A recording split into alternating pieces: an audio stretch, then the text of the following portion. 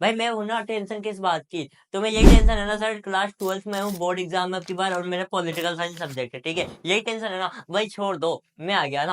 अब मैं तुम्हें इस तरीके से प्रैक्टिस कराऊंगा, इस तरीके से प्रिपरेशन कराऊंगा, भाई तुम्हें टॉप करने से कोई रोक नहीं सकता। अब क्योंकि कैसे सर, वो ऐसे कि भाई मैं तुम्हें है ना इतने इंपॉर्टेंट क्वेश्चन बताऊंगा बोर्ड एग्जाम के पॉइंट ऑफ व्यू से, मजा आ जाएगा, तुम भी कहोगे सर क्या क्वेश्चन है ये। ठीक है, तो भाई देखो, अभी हम पढ़ने वाले हैं चैप्टर नंबर 1, राष्ट्र निर्माण की चुनौतियां। उसके इंपॉर्टेंट क्वेश्चन देखेंगे वन लाइनर के, ठीक है, जो कि एक एक या दो दो नंबर के आ रहे होंगे, ठीक है। तो चलो फटाफट से कवर करते हैं इनको, और आगे जो लॉन्ग लॉन्ग आंसर है उनको कैसे लिखे, रटने की याद करने की जरूरत ना पड़े, सिर्फ क्वेश्चन देखते ही उत्तर छाप के आ जाए और नंबर हम ले ले, ऐसी ट्रिक बताने वाला हूँ, ठीक है। तो एंड तक बने रहना यार, ठीक है। और बाकी अगर अभी तक चैनल को सब्सक्राइब लाइक नहीं किया है तो कर देना, कमेंट करना अगर कोई प्रॉब्लम आती है तो, ठीक है। तो चलो स्टार्ट करते हैं।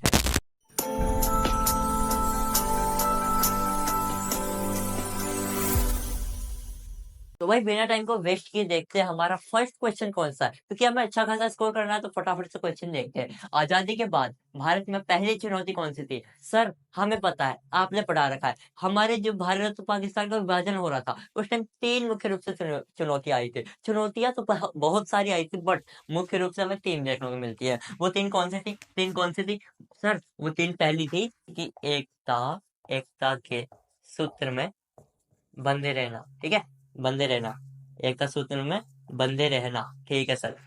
ओके, दूसरी कौन सी थी? लोकतंत्र कायम रखना, लोकतंत्र कायम रखना, ठीक है। ओके क्लियर, यहाँ तक क्लियर है। तीसरी देख लेते हैं, तीसरी कौन सी थी? सर तीसरी थी समूचे विकास, क्या कहते हैं उसको,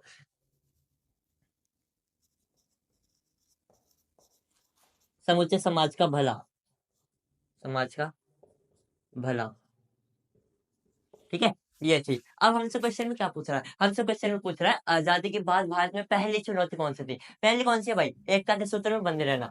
हमारे सामने सबसे जटिल समस्या ये आई थी कि भाई भारत विभाजन का भारत पाकिस्तान का विभाजन हो रहा है, तो बहुत सारे धर्म है, जाति है, ठीक है, बहुत सारे समुदाय है, तो ये आखिर एक साथ कैसे रहेंगे? मेन समस्या ये आ रही थी, क्या हिंदू सिख मुस्लिम एक साथ रह सकते हैं? हाँ, कहीं दंगे फसाद तो नहीं होंगे, है ना, कहीं बात बात पे विवाद तो नहीं होगा, राइट? ये सारी चुनौतियां आ रही थी। तो हमारी जो फर्स्ट चुनौती थी, हमारी जो फर्स्ट चुनौती है ना भाई, फर्स्ट क्वेश्चन का वो है एकता के सूत्र में बंधे रहना, बंधे रहना।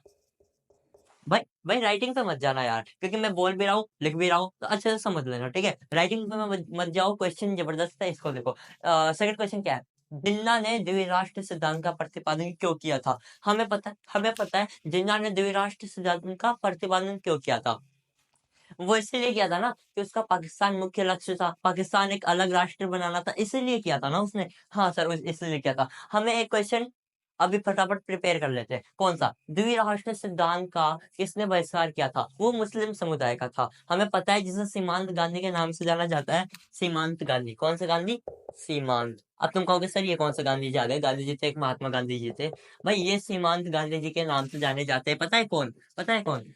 वो जाने जाते हैं खान अब्दुल गफ्फार खान, ठीक है। इनको, इन्होंने क्या किया था, जो ये है द्विराष्ट्र सिद्धांत, कि भाई दो राष्ट्र दो कौम बनने चाहिए क्या? हिंदू और मुस्लिम दो कौम बनने चाहिए थे, बनने चाहिए क्या? इन्होंने इसका विरोध किया था, भाई नहीं बनने चाहिए, सब एकजुट रहो तभी शक्तिशाली रहोगे। बट इनकी बात मानी नहीं गई, और द्विराष्ट्र सिद्धांत को मुस्लिम लीग ने प्रतिपादित किया और दो राष्ट्र दो कौम बना दिए। मेन चीज ये हुई थी, ठीक है।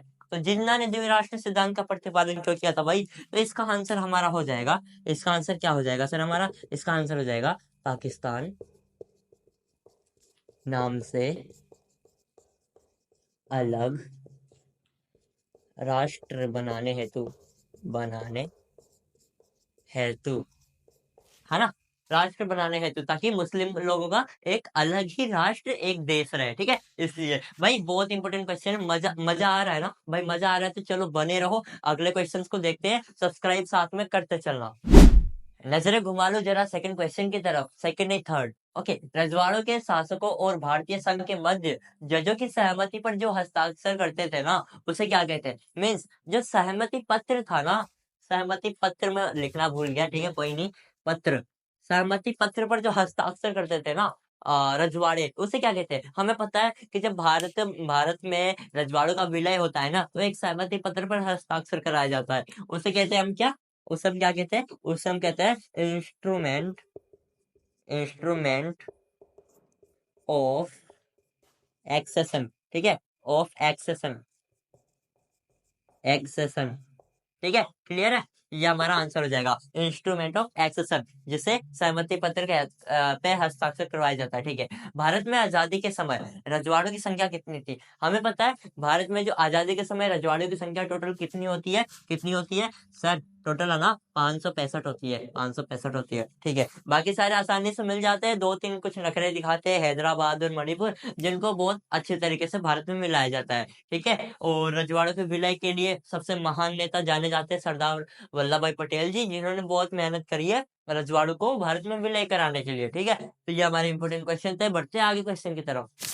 भाई आंध्र प्रदेश के दौरान किस नेता की, आंध्र प्रदेश नहीं भाई, आंध्र आंदोलन के दौरान किस नेता की मौत हो गई? किससे? भूख हड़ताल से। हमें पता है वो नेता कौन थे। उन्होंने 58 दिन का आमरण, क्या बोलते हैं, अनशन पर बैठे हुए थे, ठीक है? जिसमें उन्होंने क्या किया था? आंध्र आंदोलन का, आंध्र प्रदेश एक नया राज्य को लेकर, नया देश को लेकर क्या कहते हैं उसको, कि भाई एक आंध्र अलग निर्माण होना चाहिए राज्य का, उसको लेकर के क्या हुआ था?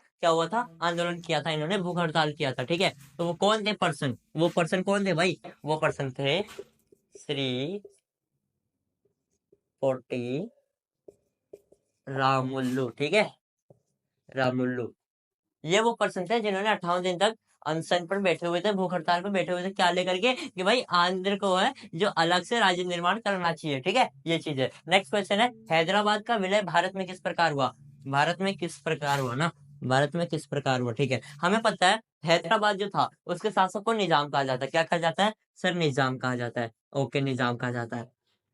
हैदराबाद एक ऐसा रजवाड़ा था, रियासत था, जो कि आसानी से मिल ही नहीं रहा था। कितनी मशक्कत कर रहे थे हमारे सरदार वल्लभ भाई पटेल, लेकिन अपनी मनमानी चलाया जा रहा था। तो क्या हुआ? जो जनता थी ना, इससे परेशान हो गई, इसके शासन से। जो कम्युनिस्ट पार्टी थी उनके खिलाफ इन्होंने आंदोलन छेड़ दिया जनता ने। ओके, तो उसके बाद आंदोलन छेड़ने के बाद क्या होता है कि इन्होंने क्या भेजे पता है? अर्धसैनिक बल, जिन्हें हम राजाकार भी कहते हैं, वो भेजे किस लिए? आंदोलन को दबाने के लिए, ठीक है? लेकिन क्या हुआ कि भाई आंदोलन दबानी, भारतीय सैनिक आ गई, भारत ने मदद के लिए सेना भेजी, और इनको मजबूरन आत्मसमर्पण करना पड़ा। किसको? हैदराबाद के निजाम को, ठीक है? तो तब उन्होंने भारत में विलय किया, ठीक है? भारत में जो है मतलब आत्मसमर्पण करके विलय हो गए। तो इसका आंसर तो थोड़ा लॉन्ग है, जो कि मैंने आपको बोल के बता दिया। आई होप आपको समझ में आ गया होगा। तो चलते हैं अगले क्वेश्चन की तरफ। Ready, action. भाई ऑलमोस्ट हमने इम्पोर्टेंट क्वेश्चन देख लिए, जो कि 1 लाइनर 2 नंबर के हिसाब से बहुत ही इंपॉर्टेंट है। तो देखो, इसमें तो मजा आया ही होगा, जाहिर सी बात है, आपने सब्सक्राइब कर दिया होगा, ताकि अगली जो इंपॉर्टेंट क्वेश्चन आएगी, जो वीडियो आएगी, आपको फटाफट से उसकी नोटिफिकेशन मिल जाए, ठीक है? तो भाई आप लाइक भी कर दो, और अपने उन दोस्तों के साथ शेयर कर दो जो भाई ऐसे ही कुछ वीडियो ढूंढ रहे हैं, जो पढ़े नहीं है अभी तक, कुछ उनके दिमाग में कुछ है भी नहीं, तो ये डाल दो। अगर उन्होंने ये वीडियो देख लिया तो आई गारंटीड, आई श्योर कि भाई उनके अच्छे खासे नंबर स्कोर वो कर लेंगे, ठीक है? तो भाई हमने कुछ इंपॉर्टेंट क्वेश्चन देखे, आगे की वीडियो में भी हम ऐसे ही देखते रहेंगे। मिलते हैं अगले वीडियो में, तब तक के लिए जो सोचा है करके दिखाते हैं। जय हिंद।